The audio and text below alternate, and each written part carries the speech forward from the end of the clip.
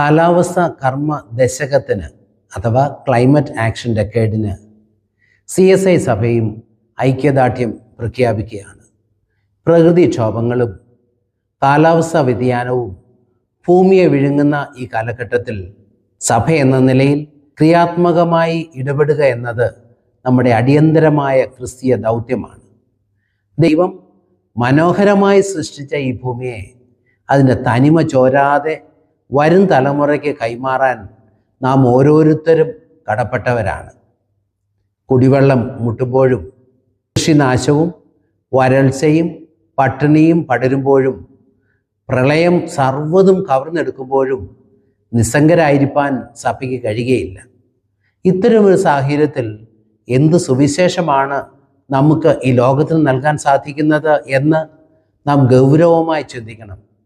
ഭൂമിയിലെ സകല ജീവജാലങ്ങൾക്കും സമൃദ്ധമായ ജീവൻ നൽകാനാണ് ക്രിസ്തു ഈ ലോകത്തിൽ വന്നത്. മനുഷ്യരടക്കം എല്ലാ ജീവജാലങ്ങളുടെയും അതിജീവനത്തിനുള്ള അവകാശം സംരക്ഷിക്കപ്പെടുമ്പോൾ മാത്രമേ സുവിശേഷത്തിൻ്റെ പൂർണ്ണത കൈവരികയുള്ളൂ.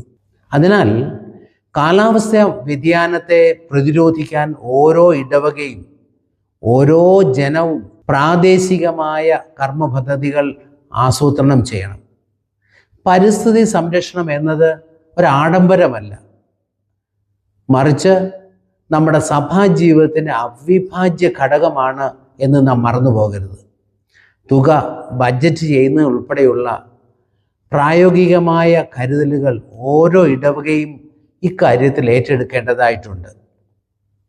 ജനുവരി 29 രാവിലെ 10 മണിക്ക് നടക്കുന്ന മഹാ ഇടവക പരിസ്ഥിതി കൺവെൻഷനിൽ എല്ലാ അച്ഛന്മാരും ഉപദേശിമാരും കമ്മിറ്റി അംഗങ്ങളും നിർബന്ധമായി പങ്കെടുക്കണമെന്ന് ഞാൻ നിങ്ങളെ ഓർപ്പിക്കുന്നു, പ്രത്യേകം അതിനായി ക്ഷണിക്കുന്നു. നമ്മുടെ 10 വർഷത്തെ കാലാവസ്ഥ കർമ്മ ദശകത്തിന് അന്ന് തുടക്കം കുറിക്കുകയാണ്. ഈ മഹാപ്രസ്ഥാനത്തിൽ പ്രത്യാശയോടെ നമുക്ക് കൈകോർക്കാം, ഒന്നിച്ച് പങ്കെടുക്കാം. നിങ്ങളെല്ലാവരെയും അതിലേക്ക് ഞാൻ പ്രത്യേകം സ്വാഗതം ചെയ്യുന്നു.